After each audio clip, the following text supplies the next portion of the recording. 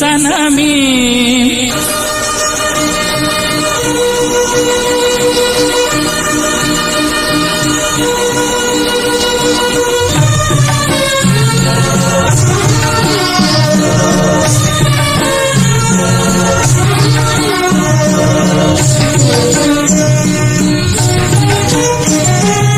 அன்னை தந்தை எனக்கு முண்டு அன்பு செய்ய புறவும் என்னை நம்பி உயிர்கள் உண்டு தேக்கம் நெஞ்சில் நிறையவும் மண்ணை நேசிப்பவன் அதற்காய் மரணத்தையே வாசிப்பவன் என்னினமே சனமே என்னை உனக்கு தெரிகிறதா எனது குரல் புரிகிறதா என்னினமே எல் சனமே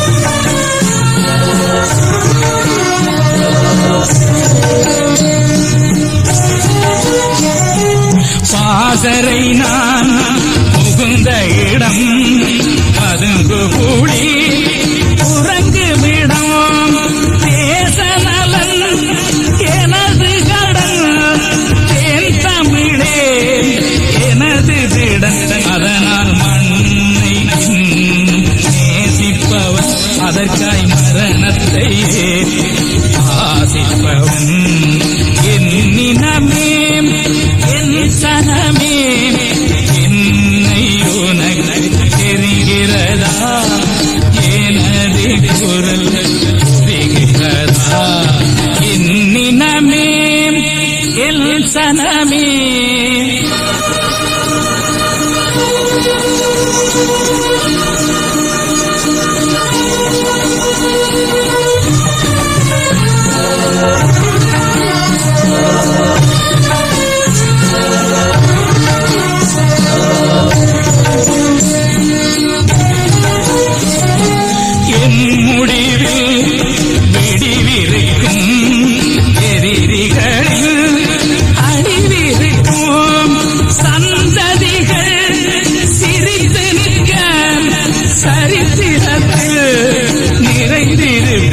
அதனால் மண்ணை இன்னும் நேசிப்பவன் அதற்காய் மரணத்தையே ஆதிப்பவன் என்னினமே என் சனமே என்னை உனக்கு தெரிகிறதா எனது குரல் புரிகிறதா என்னினமே எல் சனமே. வணக்கம். நான் டாக்டர் ராமநாதன் அர்ச்சனா. இன்றைக்கு 2025 ஆண்டு நவம்பர் மாதம் 16ஆம் தேதி நினைக்கிறேன். டேட் பிள்ளைன்றா பேசாதீங்களாப்பா. 16ஆம் தேதி நான் கெஸ் பண்றேன்.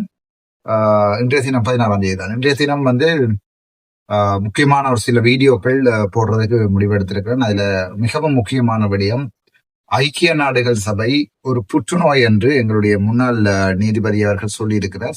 அப்ப அது சம்பந்தமாகவும் அவர் அரசியலுக்கு வார என்று சொல்லி தெரிவிச்சிருக்கிறபடியால் அவருடைய அரசியலை எதிர்க்கிற என்னுடைய கருத்துக்களையும் இன்றையிலிருந்து ஆரம்பிக்கும். அப்ப சில நேரம் என்னிடம் கேட்பீங்க, ஓகே அவர் தான் நீதியின் குரல் என்று சொன்னீங்களே டாக்டர் என்று, பாராளுமன்றத்தில் அவருக்கு திருப்பி வேலையை கொடுங்கன்னு சொன்னீங்களே டாக்டர் என்று நீங்கள் என்ன கேட்கலாம். உண்மையாகவே வடக்கு மாநிலத்தில் இருக்கின்ற பெருமளவான நீதிபதிகள், சட்டத்தரணிகள் எல்லாருமே ஒரு காலத்துல மதிச்ச மனுஷன் தான் இந்த கௌரவ மேல் நீதிமன்ற நீதிபதி இளஞ்செழியன் அவர்கள். ஆனால் என்ன பிரச்சனை சொன்னால், அரசியலுக்குள்ள வருகின்ற போது இப்ப ஒரு மனிதனுக்கு 100% நியாயம். நான் என்ன எடுங்கோ, வேற என்ன யாரையும் விமர்சிப்பான், என்ன எடுங்கோ, நான் 100% நல்லவனா? நான் இல்ல, நான் நல்லவன் இல்ல, 100% நல்லவன் இல்லை. என்னிடம் இருக்கிற சில தீய பழக்கங்கள், வார்த்தைகளை விடுவது, ஒரு ஆளுடைய மனசை புண்படுத்துறது, அப்படி தீய பழக்கங்கள் இருக்குது. அப்படி வேற நல்ல பழக்கமும் இருக்கு. நான் சிகரெட் குடிக்கிறேன், ஒரு நாளுமே சிகரெட் குடிச்சதே இல்லை வாழ்க்கையில. இந்த 4 வயசுல அப்ப ஒருக்கா பிள்ளையா எனக்கு வேண்டி நான் அந்த பாயை பிச்சு போட்டு 10-2 போட்டு கோபத்துல வேண்டி சிகரெட்டை குடின்னு கொடுத்து அது மூக்கு காதால கண்ணாடி எல்லாம் வெளியால வந்த ரெண்டு வரைக்கும் சிகரெட் குடிச்சதும் இல்லை. சிகரெட் குடிச்சா எனக்கு சரியா தலை அடிக்கும். அதாவது வந்து யாராவது சிகரெட் குடிக்க பக்கத்தால் நடந்து போனா. யூரோப்ல நான் கஷ்டப்பட்டது வந்து இந்த சிகரெட் புகையால தான் கூட. ஆனா எனக்கு கோபத்துல பேசுறது, சண்டை பிடிக்கிறது, நேரடியா கதைக்கிறது அப்படியான சில குறைபாடுகளும் இருக்கு.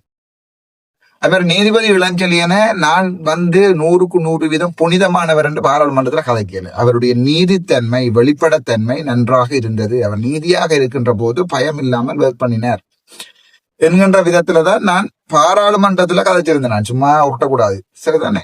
ஆனால் என்றால் அவருக்கு ஒரு தமிழருக்கு நடக்கின்ற அநீதிக்கு எதிராக தான் கதைச்சிருந்தேன் நான் ஒழிய மற்றபடி நீதிபதி வந்து 1000 வீதம் நல்லவர் என்று சொல்லி நான் அங்க ஒண்ணும் கதைக்கல, சரிதானே? அதாவது வந்து ஒரு தமிழன் பாதிக்கப்படுகிறான்டா குரல் கொடுக்க வேண்டியது பாராளுமன்ற உறுப்பினராகிய நான். சோ நீதிபதி இளஞ்செழியனுடைய பதவி உயர்வுக்காக தான் நான் கழிச்சிருந்தேன். இப்ப சொல்லுங்க, நீதிபதி இளஞ்செழியனுடைய பதவி உயர்வுக்கு ஓய்வு நிலை வர வேண்டிய நேரத்துல 60 வயசுல கிளம்பி போய் ஓகே காணாதன்னு இருக்கிற நேரத்துல பதவி உயர்வு கேட்ட போது இவர்கள் கதைக்க சொன்னார்கள். நான் கதைச்சேன், சரிதானே? அவருடைய அடிவருடிகள், அவருடைய ஆதரவாளர்கள் என்ன கேட்டார்கள், இப்ப யார் தூக்கி பிடிச்சு நீதிபதி இளஞ்செழியனை வந்து இப்ப இந்த அரசியலுக்கு இறக்கணுமோ அவர்கள் அந்த நேரம் கேட்கல.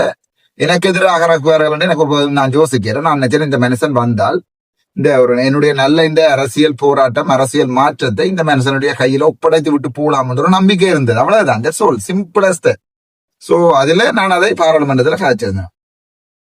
ஆனா இப்ப இவர் அரசியலுக்கு வந்துட்டார். எங்களுடைய மதிப்புக்குரிய நீதிபதி இளஞ்செழியன் அவர்கள் அரசியலுக்கு நேரடியா இறங்கிட்டார். இனி டிஃபமேஷன்களை எதிர்கொள்ள வேண்டி வரும், விமர்சனங்களை எதிர்கொள்ள வேண்டி வரும். உங்களுக்கு என்ன அரசியல் தெரியும் நீங்க கதைக்கிற எங்களுடைய மதிப்புக்குரிய நீதிபதி இளஞ்செழியன் ஐயாவுக்கு இந்த ஒரு வருஷ அரசியல் வாழ்க்கையில நான் சில விஷயத்தை அவருக்கு சொல்லி கொடுக்கவும் ஆசைப்படுறேன்.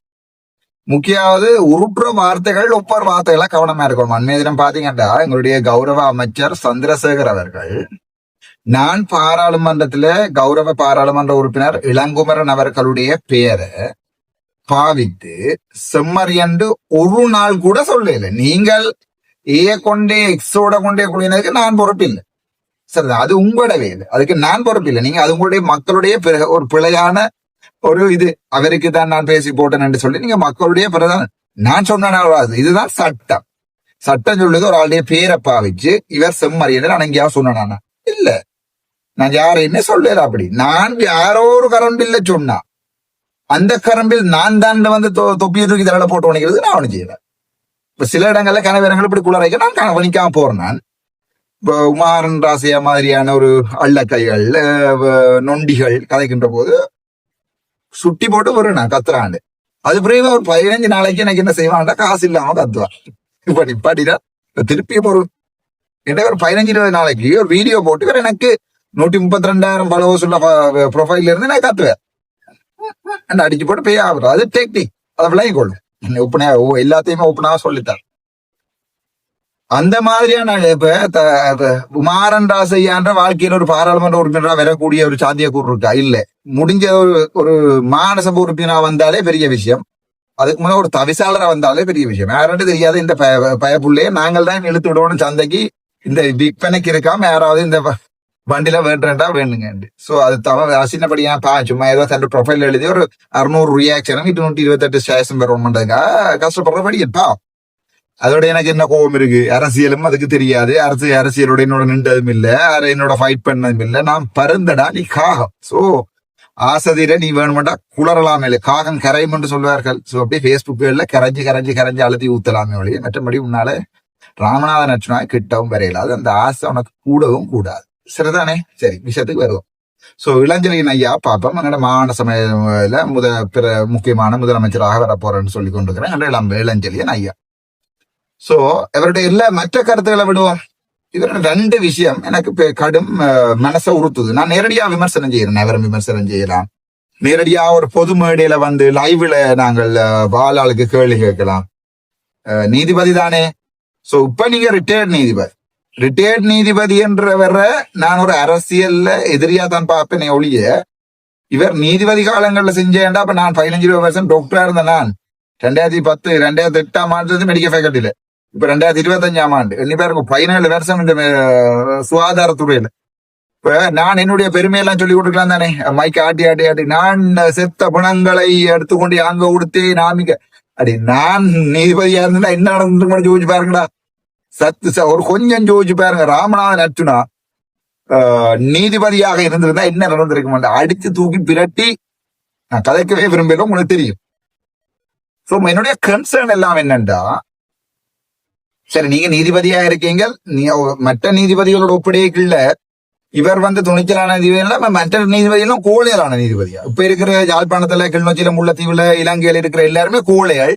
இவர் தான் வீரமான நீதிபதியா? இல்ல, அதுக்கெல்லாம் காரணம் இருக்கிறது. எல்லாம் அரசாங்கம் பேக் பண்ணி இருக்கிறது. முழுசாக ரங்கட்டும் அரசியல் நான் கதைப்பேன். அந்த செம்மணிய 96ஆம் ஆண்டு தோண்டி இருக்கலாம் தானே? ஏன் 96ஆம் ஆண்டுல இருந்து 2025ஆம் ஆண்டு வரைக்கும் தோண்டையில நீங்கள்? ஏன் புல்டோசரால மண் போட்டு மூடினீங்கள்?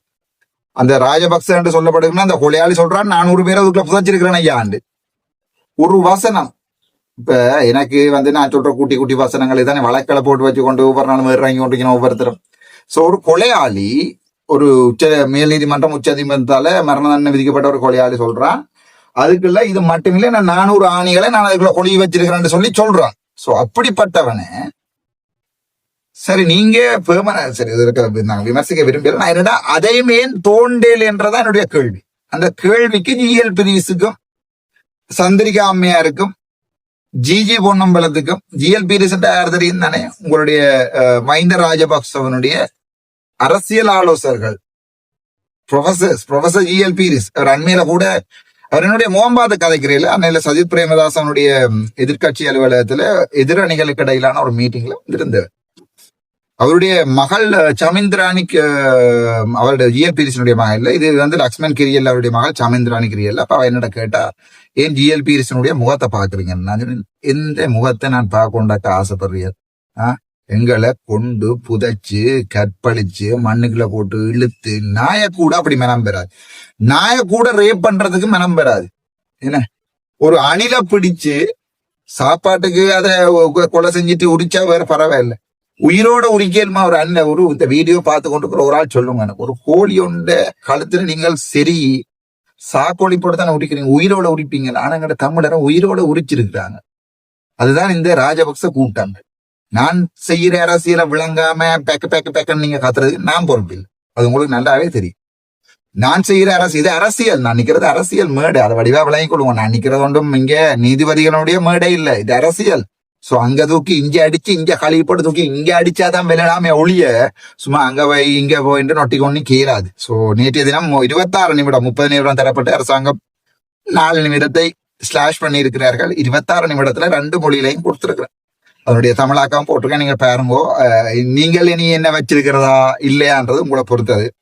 இப்ப கூட கண்டியில அஸ்வத் மல்வத்து அஸ்நாயக பீடமோ அது கண்டியில இருந்து இப்பவும் கோல் டாக்டர் வாங்க உங்களோட கதைக்கணும், உங்களை பார்க்கணும், இப்பவும் கோல் சரிதானே? சோ நீங்கள் நான் வேண்டாம், அர்ச்சுனா கெட்டவன், அர்ச்சுனா தமிழினத்துக்கு வேண்டாம் என்றா அரசியல் செய்யணும்னு ஆசைப்பட்டா நான் சிங்கள அரசியலை சிம்பிளா எடுத்து செய்வேன். அங்க இருக்கிற மக்களுடைய குறைகளை கழிச்சு.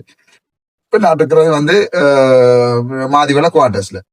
சோ மாதிவள குவார்டர்ஸ்ல போய் நான் பெர்மனண்டாவே பதிஞ்சு போட்டு அல்லது ஒரு ரூம் வீடு ஒன்று எடுத்து வாடகைக்கு எடுத்து பதிஞ்சு போட்டு இப்ப இருக்கிறது வாடகைக்கு பதியல. ஒரு நண்பனுடைய தம்பியனுடைய வீடு மேல்மாடி தந்திருக்கிறார்கள் இருக்கிறதுக்கு. என்னுடைய சாமான் போட்ட இடம் இல்லாதாலும் இங்க போட்டிருக்கேன்.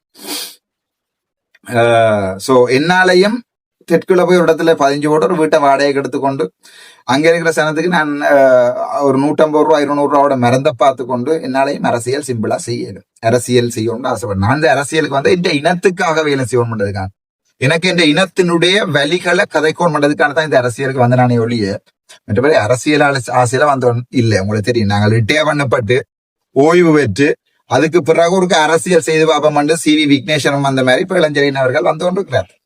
பிரச்சனை இல்லை, நல்ல விஷயம். யார் இப்ப இந்த டிக்டாக்ல இருந்து என்ன மேல தூக்கி உயர்த்தி கதைச்சு கொஞ்சம் காசு உழைப்பம் கொஞ்சம் பேர் பார்த்தவன். ஜேடிஎல் இந்த சுரேஷ் இந்த கொஞ்சம் பேர் இப்ப வன்னிமைந்தன அடிக்கிறான், அடி அவன் என்ன விட்டுட்டான், அப்பா சனியம் விட்டுச்சு என்ன அடியா அடி விழுது இவருக்கு. இவற்ற வண்டவாளம் கண்டவாளம் எல்லாம் இனி ஓடுது. வன்னிமைந்தனுக்கு யார் புஷ் பண்றான்னு நினைக்கிறீங்க?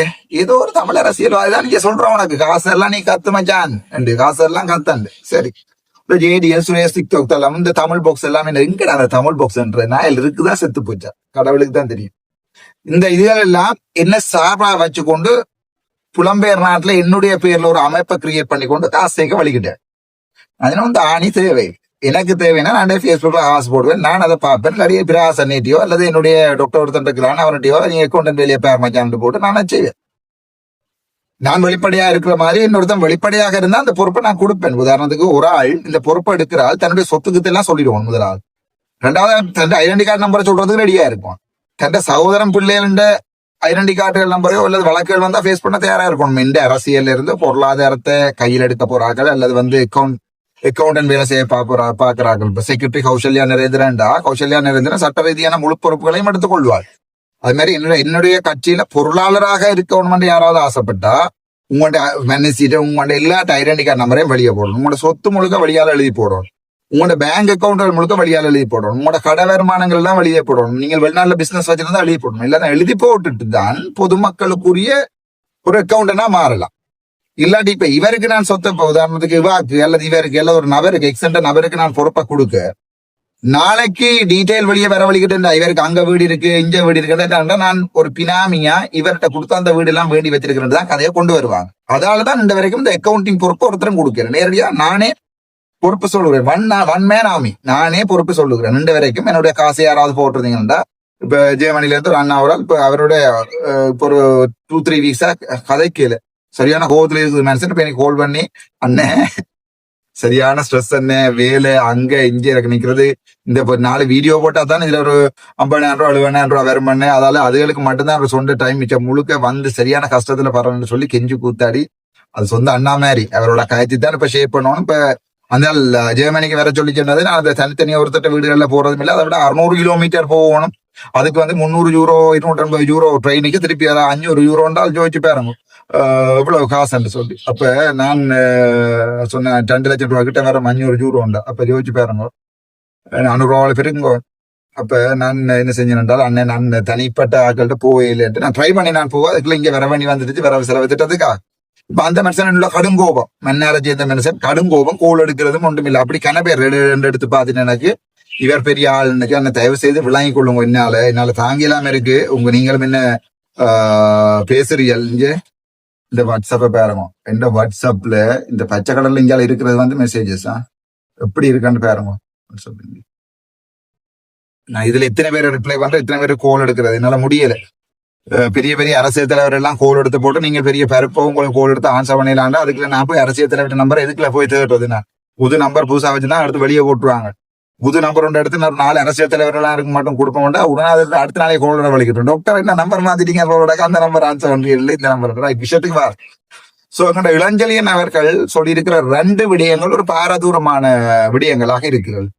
ஒன்று அவர் சொல்லியிருக்கிறார் அரசியல் எப்பவுமே சாக்கடை இல்ல நாங்க பூக்கடையா மாத்துவோம். ஏற்கனவே ஒரு பூக்கடை வியாபாரி விக்னேஸ்வரன் அவர்கள் உங்களுக்கு தெரியும். இந்த எல்லாருக்குமே என்னடா இந்த அரசியலை எல்லாரும் பாவிக்கிறேன் சொன்னா ஒரு பேர் எடுக்கிறதுக்கும் மேல வாரத்துக்கும் கடவுள் என்ற ஒருத்தன் இருக்கிறான். எனக்கு சரியான கவலையோட தான் இந்த வீடியோ போறேன்டா. இந்த அரசியல்வாதி ஐஎம் பொலிட்டீஷியன் ஐஎம் டிப்ளோமேட் நான் தான் வடக்கு மாநிலத்துல சிஎம் என்று வரவழிக்கிற எல்லாருக்குமே ஒரு மனசுல ஒரு ஆசை ஒன்று இருக்கு. சிஎம் சார் என்று நான் இல்லை. நான் இன்றைக்கும் உங்களுக்கு சொல்றேன் சில நேரங்கள்ல நான் சிஎம்ஆ வந்தா கூட நான் எனக்கு அடுத்ததா யாராவது ஒரு நல்லபடியன் இருந்து நான் சொல்றேன் எல்லாத்தையும் கேட்பேன்டா நீ இப்ப அந்த சீட்ல இரு ஐ வில் டீச். அதான் என்னுடைய கேரக்டர். நான் அந்த கேரக்டரால தான் என்னமோ தெரியல காலங்காலமா கஷ்டப்பட்டு கொண்டும் இருக்கிறேன். தச்சமயம் எனக்கு 4 அமைச்சு வந்துச்சேன்டா நான் அதுல சுகாதார அமைச்சு எடுத்துக்கொண்டு நான் 4 வெண்டுட்டேன்டா 18க்கு மேல மெஜாரிட்டி நீங்க தரவணும் மாநசபையில வெண்டுட்டேன் என்றால் நான் சுகாதாரத்தை மட்டும் பாக்குறேன்டாப்பா நீ சிஎம் ஆயிரு நான் உனக்கு சேர் போடுறேன். எனக்கு அந்த பக்குவம் இருக்கிறது. I'm king maker. அதை வலிவா விளங்கிக் கொள்ளுங்க. I'm king maker I'm not a king. அதாவது நான் வந்து அரசர்களை உருவாக்குவேன். நான் அரசன் இல்லை. அரசனா இருக்கிறதுக்கு தான் எல்லாருக்கும் ஆசை. ஆனா ஒரு கிங் மேக்கராக இருக்கிறதுன்றது சாதாரணமான முடியாத காரியம். இன்றைக்கும் நேற்று என்னுடைய பேச்சுக்கு பிறகு இன்றைக்கும் எனக்கு கிட்டத்தட்ட ஒரு 100-200 போல்ஸ் டாக்டர் எங்கண்ட கட்சியை எடுத்துக்கொள்ளாதா சிங்கள கட்சியில ஒவ்வொன்று எங்கண்ட கட்சியை எடுத்துக்கொள்ளாதா டாக்டர் நாங்கள் கள்ளர் இல்ல நாங்க குடுக்கடத்தையில வைத்தியர்கள் சட்டத்திறனிகள் எல்லாருமே அடிச்சு கொண்டிருக்கணும். டாக்டர் வாங்க உங்களோட கட்சிக்கு நீங்க தான் தலைவர் ஆனால் நாங்கள் மற்ற பதவிகளை வாய்க்கிறோம், உங்களோட பேர்ல இந்த அரசியலை செய்வோம் என்று நான் இன்று வரைக்கும் போயில. நான் போய் தொடங்குவேன். அதுல நான் எனக்கு உண்மையாக இருக்க போகின்ற என்னோட மெடிக்கல் அட்மினிஸ்ட்ரேஷன் செய்யறேன், என்னுடைய லோயர் மாதிரி எல்லாரையுமே நான் போடுவேன். ஒரு நல்ல கட்சி ஒன்றை நான் உருவாக்குவேன். ஆனா எனக்கு இன்று வரைக்கும் கேள்வி மதிப்பு கூடிக்கொண்டுதான் போகுது இல்லையோ குறைஞ்ச நோய். என்ன நோக்கி கல்லறிந்தவர்கள் எல்லாம் கிண்டின கிடங்குல போய்கொண்டிருக்கிறீர்கள். ஆனால் இன்று வரைக்கும் நான் நீங்கள் அறிந்த கற்களை பொறுக்கி அதிலே நான் மேல போய்கொண்டுதான் இருக்கிறேன். சரிதானே? சரி. அப்ப இந்த சாக்கடை அரசியலா பூக்கடை அரசியலா மாத்தலாமான்ட்டு நீங்க யோசிக்கிறீங்களா? நீங்க நினைக்கிறீங்களா? இவர்களால இதை 7 ஆண்டு அன்பும் மதிப்புக்கும் உரிய எங்களோட இளஞ்செழியன் ஐயா அவர்களுக்கு ஒரு சிலவை சான்ஸ் ஒன்றை கொடுக்குறோம்டா, அந்த சான்ஸை கொடுக்குறோமா இல்லையான்றதை தமிழ் மக்கள் தான் தீர்மானிக்கவர். அந்த சான்ஸை கொடுக்கணும். இவர் யாரால இயக்கப்படுறார்? இப்ப JDL TikTok, Tamil box TikTok, இந்த வெளிநாட்டுல இருந்தோட காசு இப்ப கொண்டே பொக்கெட்ல வச்சிருக்கலாம். வெள்ளை கலர்ல என்பள பயப்படுது. எனக்கும் வச்சவங்களா நான் நேரம் உண்மையா சொன்னார். எனக்கு 2000-3000 பவுண்ட்ஸ் வந்தேன். பவுண்ட்ஸா யூரோ 2000-2500 யூரோ வந்தேன் நான் உண்மையா சொன்னான்டா. 7 மட்டும் சொல்லுங்க அப்ப எவ்வளவு யூரோ வந்தேன். இதுதான் ராமநாதன் அர்ச்சுனா. அந்த 2030 நாள் யூரோப்ல நிக்கிறேன்னா ஒரு நாளைக்கு 22, 25, 30 யூரோ வேணும். காலம சாப்பாடு மத்தியானத்துக்கு ஒரு 25-30 வேணும். இரவு சாப்பாட்டுக்கு 25-30 வேணும். அதுலயே ஒரு 60-80 யூரோ வேணும். அதை விட ட்ரெயின்ல டிராவல் பண்றேன்னா குட்டி இடத்துக்கு போறோம்னா 5 யூரோ 10 யூரோ. ஸோ அதுல 20, 80, 100. அதுக்கு பிறகு தூர இடத்துக்கு போறேன்னு சொன்னா 200-300 யூரோ. அப்ப ஜோதிச்சு பாருங்க, 30 நாளும் அப்படி கஷ்டப்பட்டு சமாளிச்சிருப்பேன். கனடாவில இருந்த ஒரு தம்பி ஒருத்தன் உதவி செய்தவன், இந்த அண்ணா உதவி செய்த, இப்படி 1-2 பேர் ஜேமன்ல இருந்து இந்த அண்ணா, இப்படி 2-3 பேர் செய்த உதவியலாலதான் மற்றது லண்டன்ல இருந்து ஒரு அக்கா ஒரு கொஞ்சம் சுட்டு காசு போட்டோம். அந்த காசுகளை வச்சுக்கொண்டு மற்றது அங்க இருந்து நோர்வேல இருந்து ஒரு அம்மா ஒரு அவ கொண்டது நேரம் 500 யூரோ தந்தவா, அது மெட்டாக்கள் 100 யூரோ 200 யூரோ தந்தவ, எல்லாத்தையும் வச்சுக்கொண்டுதான் அந்த என்னுடைய அதையும் முடிச்சு கொண்டு வந்தேன். நான் நினைச்சிருந்தால் சுவிஸ்ல வாட்ச் வேண்டி ஒன்று வந்திருக்கலாம். நான் நினைச்சிருந்தால் அந்த கண்ணாடி, என்னுடைய இப்ப வச்சிருந்த கண்ணாடி 5000 ரூபாய் கூலிங் கிளாஸ். அது இதெல்லாம் வெட்டும், இதெல்லாம் நோகம் சரியாகவே 130 யூரோக்கு ஒரு கூலிங் கிளாஸ் உண்டு, ஸ்டாண்டர்ட் கூலிங் கிளாஸ் உண்டு வேண்டி இருக்கிறேன். அவ்வளவுதான் என் ஆசைக்கு நான் வேண்டினது. உங்களுக்கு உண்மையா சொல்லணும், அதோட மகனுக்கு கொஞ்சம் டாய்ஸ் வேண்டின டாய்ஸும் வீடியோ போடுறேன். நான் அது வீடியோ எடிட் பண்றது டைம் இல்லை, எடிட் பண்ணி போடுறேன். நான் அங்க வச்சு எடிட் பண்ணேன். இப்ப ஏன் சொல்றேன்டா, இப்ப லண்டன் பிரான்ஸ் எல்லாம் கொண்டு திரியினா. சோ அவர் எடுக்கிறது பிச்சை இல்லையா? சரி, அவர் பிச்சை எடுக்கல. அவருக்கு வேலைக்கு கௌரவப்பி கொடுக்கலாம், காசு கொடுக்கலாம், அவ்வளவுதான். இப்ப என்னண்டா, ராமநாதன் அர்ச்சுனா தான் எல்லாருக்கும் ஒரு பெரிய பிரச்சனையா இருக்கு. இப்ப இவர் சாக்கடை அரசியலாம், இந்த சாக்கடை அரசியலை பூக்கடையா மாத்த போறாரு. நான் இந்த அரசியலை மாத்தி கனகாலம், நான் பெண்டு கனகாலம் சொல்லி கனகாலம், இதை நீங்க கேட்டும் கனகாலம் ராசா, உங்களுக்கு போர் அடிச்சும் கனகாலம் ஆகவே திரும்ப நான் சொல்லிடுறேன். நான் இப்போ கிட்டத்தட்ட 548வது நாளோ என்னமோ ஓடிக்கொண்டு இருக்குது. இந்த வரைக்கும் நான் உங்களுக்கு தெளிவாவே சொல்றேன், இந்த வரைக்கும் நான் அந்த வந்த காசுல ஒரு காசு கூட அந்த உடுப்புக்கு பாய்ச்சிருக்கிறேன். அண்ணா மேல அக்கா மேல கோல் பண்ணி அப்படி உண்டு உடுப்புக்கு இறாண்டு. ஆனா இது நான் ஏற்கனவே போட்ட ஷர்ட். அதை தவிர வேற ஒரு கேவலமான வேலைகளுக்கு அந்த காசெல்லாம் இந்த வரைக்கும் நான் பாவிச்ச இல்லை. அரசியலன்னு உண்டு. இவர் பூக்கடை அரசியலாக மாத்தினால் அப்ப நான் போகலாம் தானே என்றதான் என்னுடைய எண்ணம். இப்ப சில பேர் சொல்ல மாட்டா, டாக்டர் அவர் பூக்கடையா மாத்தாட்ட நீங்கள் பாராளுமன்றத்திலேயே நில்லுங்கோ உண்டு. என்ன பிரச்சனை என்றா, வடக்கு மாகாண 2வது மாகாண சபை, நான் நினைக்கிறேன் எங்களுடைய 87ஆம் ஆண்டுக்கு பிறகு போருக்கு பின்னர் 2வது மாகாண சபை வரவழைக்கிறது இப்ப மட்டும்தான். 1வது மாகாண சபை இதே TNA, இதே தமிழரசு கட்சி, இதே சங்கு, இதே கிழவன்கள், இதே போனா ஐங்கரநேசன், இதே பானா சத்தியலிங்கம், இதே ஆட்கள் ஒருக்கா மாகாண சபை வந்த காசு முழுக்க திருப்பி அனுப்பி துளைச்சது உங்களுக்கு காணுமா? காணாது. தமிழ் மக்களுக்கு ஒரு அன்பான கேள்வி. மாகாண சபைக்கு 2014ஆம் ஆண்டு கொண்டு வரப்பட்ட மாகாண சபை படுமோசமான ஊழல்கள், விவசாயத்துறையில ஊழல்கள் டிரான்ஸ்பர் பண்ணப்பட்டது, வேற மருத்துவத்துறையில ஊழல்கள் டிரான்ஸ்பர் பண்ணப்பட்டது, இன்கொயரி நடந்தது. கடைசியாக இந்த CM சரியில்லை என்று சொல்லி கவர்னர்கிட்ட கொண்டு போய் போட்டாக்களே இவர் வேண்டாம் CM என்று சொல்லி போட்டு கூத்தடிச்சு உங்களுக்கு காணுமா? காணாது. இன்னொரு தடவை பூக்கடை வியாபாரி மதிப்புக்குரிய நீதிபதி இளஞ்செழியன் வந்தா, நீங்க பூக்கடையை கொடுக்கறது ரெடியா நான் போறேன். நான் இப்ப அதான் சொல்றேன் உங்களுக்கு. என்னண்டா, இப்ப பாராளுமன்றத்துல இருக்கிறேன். இந்த வரைக்கும் எனக்கு வார கோளும் இந்த கடிதங்களும் வேணுமெண்டா எழும்பி போய் காட்டுறேன். சோர்ஸ் போட்டு கொண்டு எழும்பி இல்லாத வீடியோல தெரியும். இந்த வரைக்கும் நான் உங்களுக்கு திரும்ப சொல்றேன், எனக்கு வந்த கடிதங்கள்ல இருக்கிற பிரச்சனைகளை கதைக்கிறேன்டா எனக்கு நாள் கணக்காக வேணும் கதைக்கிறது. எனக்கு என்ன பிரச்சனை? இப்ப 2 மொழியிலையும் கதைக்க வேண்டியாங்களே. அங்க இருந்து அடிச்சு பேசுறான், டாக்டர் சிங்களத்துல டாக்டர் நீங்கள் எங்கடா ஆக்கள். இங்க இருந்து அடிச்சு பேசுறான், யோ ஓட் போட்டது நானையா சாவச்சல இருந்து மண்ணாடி சிங்கள செம்மறி சிங்களத்துல காய்ச்சல் இப்படியே எனக்கு பேசுறாங்க கோல் பண்ணி. டேய் உனக்கு போட் போட்டது நாங்களடா சிங்களா சொல்லிக்கிறாய் அங்க ரெண்டு புலப்பெருந்த பக்கம் வந்து என்ன தமிழ்நாடேடாண்டு செம்மறி என்று எனக்கே பேசுறாங்க என்னோட அண்ணன். அதாவது வந்து என்ன தூக்கி வளர்த்த சின்னல என்ன உடுப்பு தச்சு தந்த சலூன்ல வேலை செய்யற அண்ணாமேர், இதுல டெய்லரிங் ஷாப்ல வேலை செய்யற அண்ணாமேர் எல்லாரும் கோல் பண்ண அவ்வளவு உரிமை. தம்பி நீ அடுத்த முறை சிங்கள உனக்கு இங்க வரைக்கும் கல்லால அறிவோம் தமிழ்ல கதராசா நீ தமிழ் தானடா பிறந்த எனக்கே பேசுறாங்க. அண்ணன் நாங்களுக்கு வெளியில சிங்களத்துல வெளியில கதைச்சா தானே தெரியும். சில நேரங்கள்ல சில விடயங்களை சிங்களத்துலதான் கதைக்கணும். தமிழாக்கம் உங்களுக்கு போடுறது தானே என்னோட கோவிக்க வேண்டாம். நீங்க ரெண்டு யூடியூப்புக்கு வந்தீங்கன்னா யூடியூப்ல தமிழாக்கம் விளக்கம் வந்து கிடந்துச்சுன்னா சிங்களத்துல காய்ச்சா கதை தமிழ் இல்லை. அதாவது முன் தொடக்கத்துல சரி விஷயத்துக்கு வாங்க சாக்கடை பூக்கடையா மாத்திரையா இருந்தா இப்ப நீங்க இன்னொருக்கா கொடுக்கறதுக்கு ரெடியான்றதுதான் என்னுடைய கேள்வி. ரெண்டாவது கேள்வி, ஐக்கிய நாடுகள் சபை ஒரு கேன்சர் வந்த உடனே அடிச்சு விட்டார். இவருக்கு சொல்லி போட்டாங்க அடிராம்பி என்று. என்னது இவருக்கு அரசியல் தெரியாது, ஒரு ஆணியும் தெரியாது, அவ்வளவுதான் பிரச்சனை. என்றால் அரசியல் பாவம் என்ன சார் வாங்கோ இனித்தான் இருக்க போகுது, இனித்தான் அடிக்க போறாங்க, அடி இனித்தான் பங்குகள் தெரியும். சோ வந்த உடனே அடிச்சு விட்டாரு. ஐக்கிய நாடுகள் சபை ஒரு புற்றுநோய் எங்களுக்கு வேற எங்கடா தமிழருக்கு விடிவு இருக்குது நாங்கள் நம்புறதுக்கான. நான் போய் ஐக்கிய நாடுகள் சபையில சொன்னா உங்களோட ஒரு சொட்டு தான் நம்பிக்கை இருக்கு, தயவு செய்து வேலை செஞ்சு காட்டுங்க. என்னுடைய வழக்கு நானே உங்களுக்கு இது பண்ணிருக்கேன், வழக்கை எடுத்து காட்டுங்கன்னு சொல்லி ஐக்கிய நாடுகள் சபைக்கு நானே போட்டிருக்கேன். சரிதானே, நானே கதைச்சிருக்கிறேன். இப்ப என்னண்டா வந்த உடனே அடிச்சு விட்டார் ஐக்கிய நாடுகள் சபை ஒரு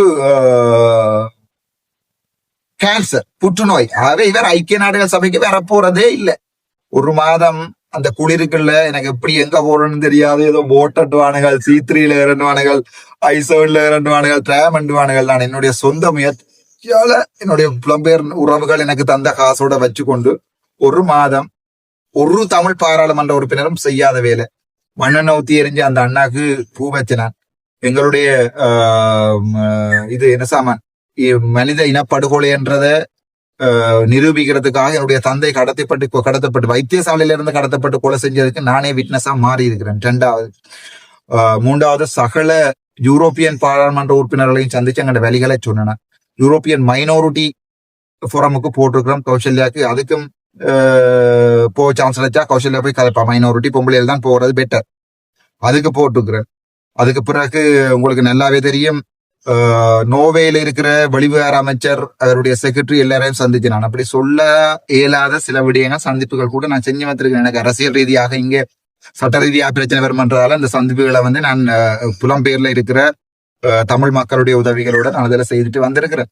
இப்ப என்னடா எங்களுக்கு இவர் என்னங்கட சொல்றாரு சார், இளைஞரையும் சொல்றாருண்டா எங்களுக்கு ஐக்கிய நாடுகள் சேவை வேண்டாம், மறுபடியும் சொல்றாரு உள்நாட்டு பொறிமுறை காணும். இதுதான் இவருடைய எண்ணம். இவர் மறுபடியும் சுத்துமாத்து 120 கோடி வேண்டிக் கொண்டு 2016ஆம் ஆண்டு உள்நாட்டு பொறிமுறை காணும் என்று சொல்லி சுத்துமாத்து செய்த அதே வேலையை சுத்துமாத்து யாருக்காக செய்தது? மஹிந்த ராஜபக்சவுக்காக செய்தது. இவர் யாருடைய சிஸ்டன்? யாரு சொல்லுங்க, இதுல விமர்சனம் இருந்தா விமர்சனத்தை கதைங்க. இவர் யாருடைய சிஸ்டன்? இவர் சந்திரிகாவினுடைய GL பீரிசனுடைய மாணவர். சரிதானே? GL பீரிசன்றது யார்? சந்திரிகான்றது யார்? 96ஆம் ஆண்டு படுகொலை நடந்து, கிருஷாதீன படுகொலை நடந்து அது தோண்டப்படுகின்ற போது செம்மணி தோண்டப்பட்டிருக்கலாமா இல்லையா? சோ இப்ப இவர் மறுபடியும் என்ன சொல்ல போறாருண்டா, இப்ப இவர் ஒரு நீதிபதி. இவர் சொல்லிடாது உள்நாட்டுல பொறிமுறையில தனக்கு நம்பிக்கை மறுபடியும் துளைக்கிறாங்கள இனத்தை. ஆனா ராமநாதன் அச்சுனா அங்க இருக்க மாட்டேன் கதைக்கிறது.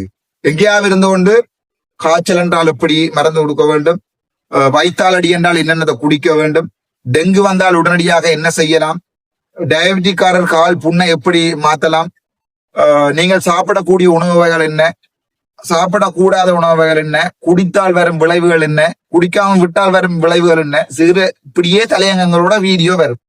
அது ஒரு சமூகத்துக்கு நான் செய்யற கடைசி கடமையா இருக்கு. வைத்தியத்துறை இழந்திருந்தானே உங்களால. எனவே வைத்தியராக போய் இங்க நான் வேலை செஞ்சா நான் அடிப்பாங்க, அடிச்சு விழுத்தி உருட்டி அடிப்பாங்க. இப்ப NPP அடிக்கிற அடி பாக்குறீங்க தானே, உருட்டி குத்துவாங்க எனக்கு. ஆகவே வைத்தியராக என்னால என்ன செய்யலாது, வேலை செய்யலாது. ரெண்டாவது இப்ப நான் பிரைவேட்டுகள்ல போய் வேலை செஞ்சா என்னுடைய தாற்பரிய கொள்ளைக்கு மாறி போயிரும். எனக்கு சாப்பாட்டுக்காக பிரைவேட்ல போய் வேலை செஞ்சா கூட அது நான் பிரைவேட்ல வேலை செய்யக்கூடாதுன்ற என்னுடைய கொள்ளைக்கு மாறி போயிரும். ஆகவே அதுவும் போயிடும். ஆகவே எனக்கு இருக்கிற ஒரே ஒரு வேலை 40 வயசுல என்னுடைய வேலையை இழந்து எல்லாத்தையும் இழந்து நான் மறுபடியும் ஓகே, மனசுக்கு திருப்தியா வர்றதுக்கு ஒரு சிலத்துக்கு நல்லதை செய்து கொண்டு என்னுடைய யூடியூப்ல 4 விடயங்களான அரசியல், ஒரு நாளும் ஒரு அரசியல் கைமானம், ஒரு அரசியல் என்னிடம் வார்த்தைகள் வராது. மாநசபை, வடக்கு மாநசபையில நீங்க எனக்கு ஓட் போடாமல் என்ன நீங்கள் வெளியேற்றுகின்ற சந்தர்ப்பத்துல அது பிறகு அரசியலை திரும்பியே பார்க்க மாட்டேன். அரசியல் அப்படியே போடுமான்னு நான் விட்டுருவேன். என்றால் என்ன மக்கள் வெளி விரும்பாட்டி நான் என்னென்ன அரசியலை செய்யறது? நான் ஒன்றும் சுத்தமாத்தி இல்ல. 5000 10,000 ஓட்டு எடுத்து கொண்டு ஒரு கட்சியை எடுத்து பிடிச்சு வச்சு கொண்டு கூத்தடிக்கிறதுக்கு நான் ஒன்றும் சுத்தமாத்தி இல்ல. நான் ராமநாதன் அர்ச்சுனா மானமரியோட வாழணும்னு ஆசைப்படுறேன். ஆக வடக்கு மாநசபை நீங்கள் 20-30 மெஜாரிட்டியோட எனக்கு தெரியலேண்டா, நீங்கள் என்னுடைய ஊசிக்கு போடலன்னா ராசா நீங்க நினைச்சு கொள்ளுங்க. அவ்வளவுதான். என்னுடைய அரசியலும் உங்களுடைய அரசியலும் முடியுது. அதுக்கு பிறகு பாராளுமன்றத்துக்குள்ள நடக்கிற விடயங்கள் உங்களுக்கு ஒன்றுமே தெரிய வராது.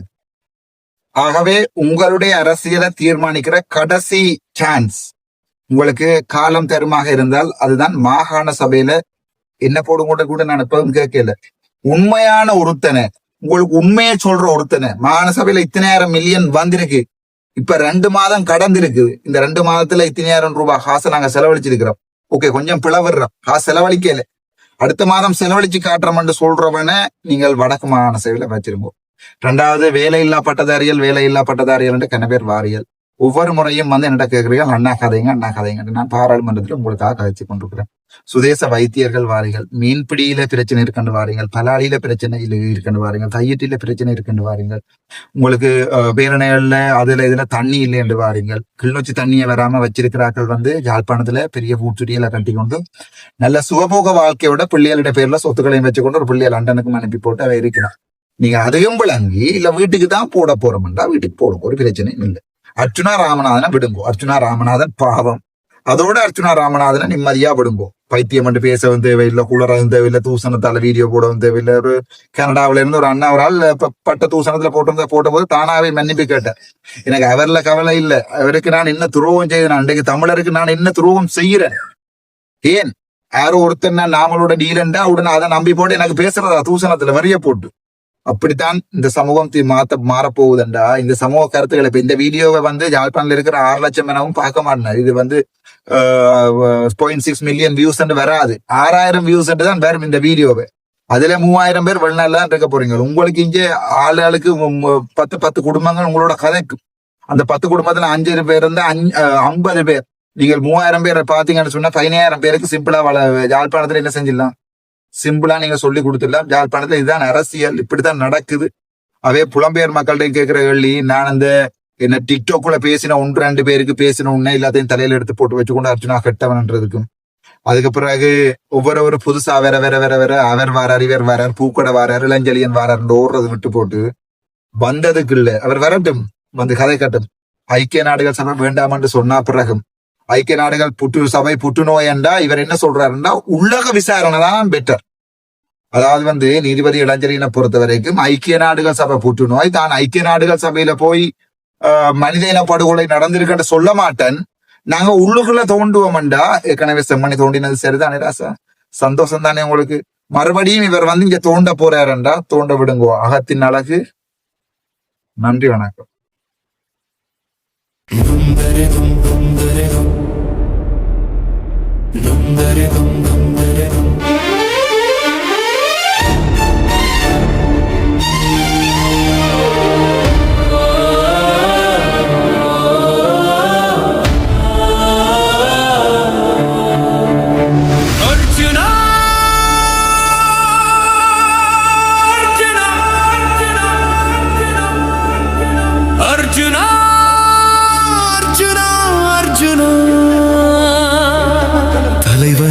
பிள்ளை நீயடா, தமிழரின் நம்பிக்கை நீயடா, மக்களின் நெஞ்சில் நின்றவன் நீயடா. அர்ஜுனா அர்ஜுனா அர்ஜுனா அர்ஜுனா, தலைவனின் பிள்ளை நீயடா. உன் குரலில் இரத்தம் கொதிக்குது, நீதியை நிமிருது.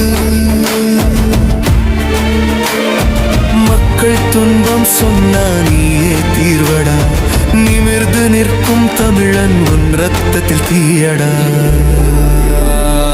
மக்களுக்காக வைத்தியம் செய்தவன், பல பைத்தியங்களுக்கு வைத்தியம் செய்ய அரசியல் வந்த அந்த நிமிடம் தொடங்கி பாராளுமன்றத்தில் புலி கத்தி எழுந்தது.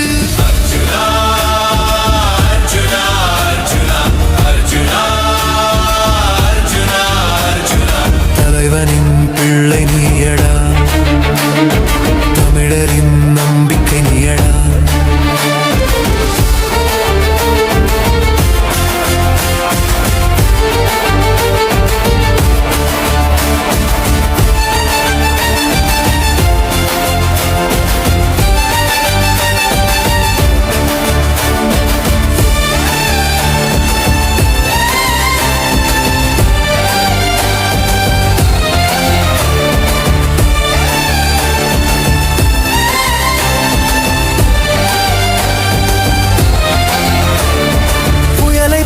பேசும் தீயை போல ஏறும் மக்களின் சத்தம் நீயடா. பாராளுமன்றத்தில் தமிழ் புலியடா, உன் பேச்சினால் பலர் வலை தேடும் எலியடா. அசையாத தைரியம் உன் நெஞ்சில் எழுதப்பட்டது, வாழ்க்கையொரு வாழ் நீதான் அதன் முனை. மனதில் மின்னல் குரலில் சக்தி, நீதிக்கு நடக்கும் தமிழ் மரம் நீ. எதிரிகள் வந்தாலும் தாழ்வில்லை, உன் பெயர் சொல்லும் போது மார்பு நிவருது. மரணத்திற்காக பயந்தவர் மத்தியில் உன் பேச்சால் மக்கள் நம்பிக்கை கண்டான். உன்மேல் வந்த பழியடா, அது வந்து பறந்தது தூசடா. சத்தியம் சொன்னால் உலகம் தள்ளும், ஆனா நீ சொல்லும்